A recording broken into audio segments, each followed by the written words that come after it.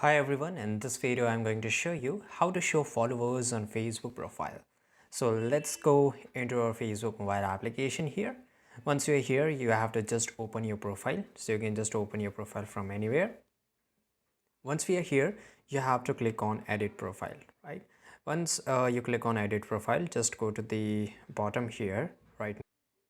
And guys, you have to click on edit button in the details. So once I click on edit here, if I just scroll a little bit down here, it will show me that how many people are following right now. So by the way, nobody is following me because this is a new account.